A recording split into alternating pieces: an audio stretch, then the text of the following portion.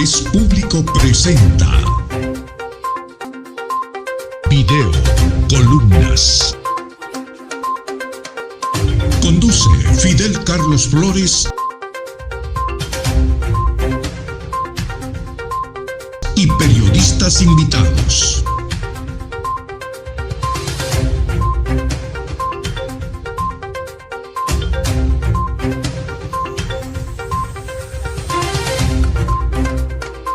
Hola, bienvenidos a su videocolumna Interés Público.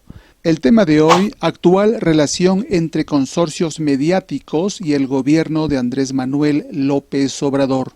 La semana pasada recibí un par de llamadas de colegas de Argentina pidiéndome les comentara cómo estaba México en el tema de medios convencionales, televisión, prensa, radio y sus respectivas cadenas.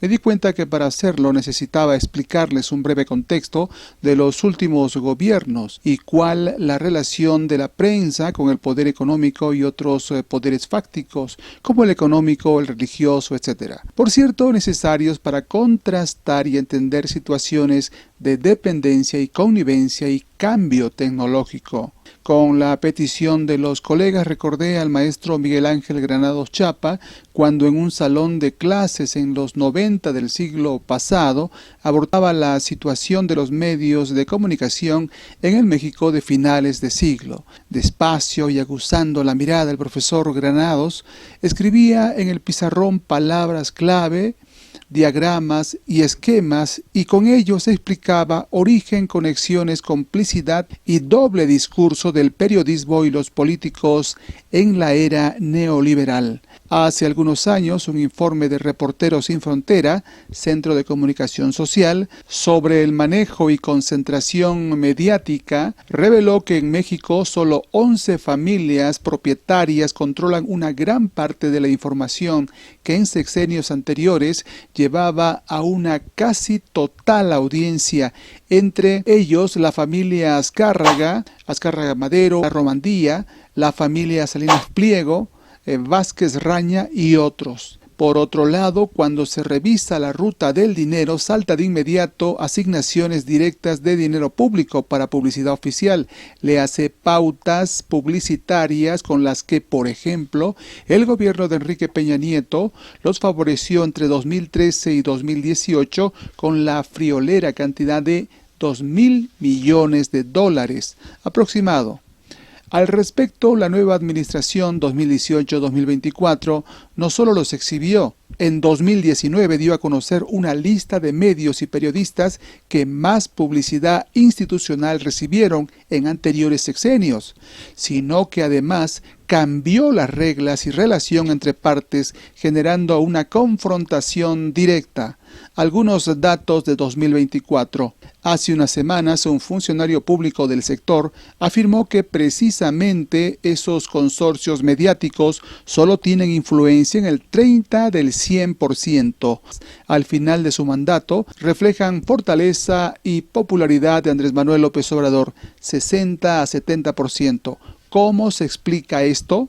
Podemos deducir que la efectividad comunicacional de los otrora poderosos medios de comunicación, Televisa, Televisión Azteca, Imagen TV, El Universal, Reforma, entre otros, hoy es mucho más débil en presencia y dominio. Hace unas semanas, un funcionario público del sector afirmó que precisamente esos consorcios mediáticos solo tienen influencia en el 30 del 100% de la población. Incluso su tendencia es a la baja. Definitivamente en los últimos años el consumo de contenidos de las audiencias cambió hacia la virtualidad, redes sociales, páginas web y canales de YouTube. Es decir, hubo una migración y desconexión masiva tanto de televisión por cable como de las señales abiertas. Tales circunstancias cimbró las estructuras de los medios corporativos, generando una profunda crisis financiera. En tal escenario, el cambio de reglas en pautas publicitarias y el cobro de impuestos que antes los grandes contribuyentes evadían hizo que los contenidos de opinión en medios privados endurecieran sus ataques al actual gobierno, utilizando bulos, sesgos, difamaciones y calumnias, a pesar de una mayor apertura democrática. Conferencias diarias. Las conferencias matutinas, lo que se conoce como mañaneras, del presidente López Obrador sirvieron para empoderar a una sociedad que antes fue ignorada y subestimada. Tal diálogo circular, además de imponer agenda nacional y escuchar respuestas sin intermediarios ante situaciones imprevistas, tiene millones de seguidores y es precisamente allí donde radica su potencia y alcance. Una medición de audiencia aproximada muestra que al menos 10 millones de personas lo ven en tiempo real. Este ejercicio presidencial único en el mundo, además de conferencia, es la construcción de la política a partir de una opinión pública ciudadana que encontró en el presidente un aliado que le dio voz, decoro y autoridad, circunstancia atípica que los grandes medios todavía no entienden. Considero que siguen en la inercia de soberbia y viejas prácticas de control masivo. El nuevo trato sí les hizo daño, ya que los dueños se habían hecho millonarios con recursos públicos que el Estado canalizaba a sus empresas. Por tanto, los medios privados solo repetían mensajes presidenciales por encargo, sin cuestionar. Recordemos que en su esplendor, Emilio el Tigre Azcárraga, dueño de Televisa, declaró que precisamente su empresa era un soldado del PRI, es decir, Televisa era un soldado del PRI. Así lo mencionó.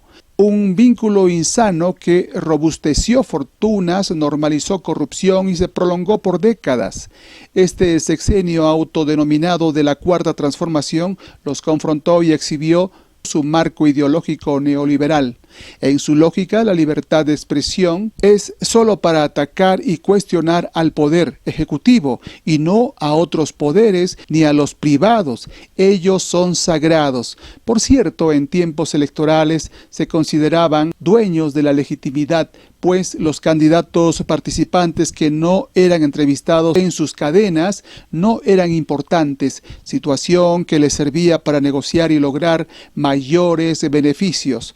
Hoy, con menos ingresos, 66%, se encuentran furiosos. Además, los evidenciaron que no vivían de la publicidad, sino que sus mayores recursos procedían del Ejecutivo en turno. En otras palabras, fueron subsidiarias del modelo y vivieron del gobierno, quien también los exentó de pagar impuestos y en ocasiones los rescató de sus aprietos económicos. En los últimos tiempos, hasta el entretenimiento se les vino abajo y los despidos en todas las áreas se incrementaron significativamente. En la programación actual aún repiten contenidos, refritos, nuevas opciones virtuales. En este punto hay que precisar que todas las plataformas y redes sociales usadas en México son empresas privadas de origen estadounidense, obviamente con fin de lucro e intereses, tanto geopolíticos como económicos. En tal sentido, las nuevas comunicaciones que se expresan en plataformas privadas, por ejemplo YouTube y otras, siempre estarán expuestas y a expensas de particulares que a través de algoritmos y nuevas tecnologías condicionan y manipulan contenidos. Al respecto, y aunque se necesita mucha inversión, Genaro Villamil, responsable del Sistema Público de Radiodifusión del Estado mexicano, en una entrevista sugirió que a futuro la Administración Federal debería plantearse la necesidad de crear una plataforma real y pública del Estado.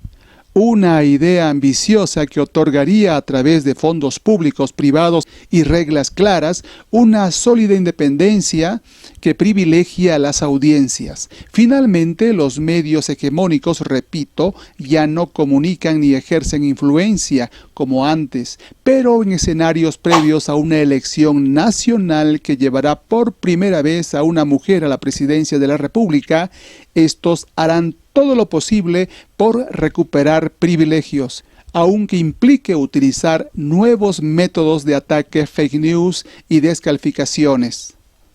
Hasta aquí la videocolumna de hoy. Soy Fidel Carlos Flores y hasta una próxima oportunidad.